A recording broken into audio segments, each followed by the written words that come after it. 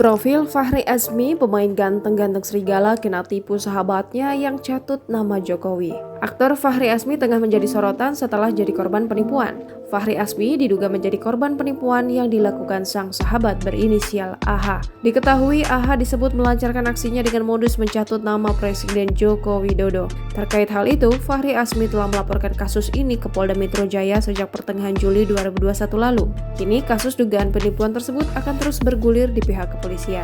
Berikut sosok Fahri Azmi. Fahri Azmi dikenal sebagai aktor yang sempat bermain dalam sinetron Ganteng-Ganteng Serigala. Kemudian ditelusuri melalui Instagramnya, ia ternyata bermain dalam beberapa film dan sinetron lain. Di antaranya adalah film Reuni Z yang disutradarai Soleh Solihun hingga film TV Bajigur Mang Olon.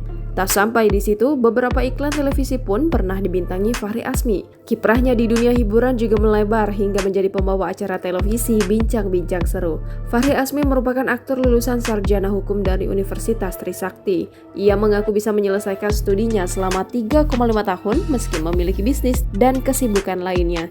Kemudian ia melanjutkan pendidikan pasca sarjana di universitas dan meraih gelar master kenotariatan.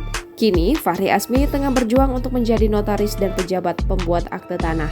Melalui sorotan di Instagram, sang aktor mengaku tengah magang di kantor pertanahan Jakarta Pusat. Selama ini, Fahri Azmi juga aktif menjadi pembicara dalam beberapa seminar kewirausahaan. Beberapa kali ia diminta untuk mengisi seminar seperti di universitas hingga kementerian. Diketahui, ternyata pemilik nama lengkap Muhammad Fahri Azmi juga memiliki sejumlah bisnis. Bahkan satu di antaranya berkolaborasi dengan selebgram tanah air Awkarin. Jangan lupa subscribe, share, komen, dan like ya!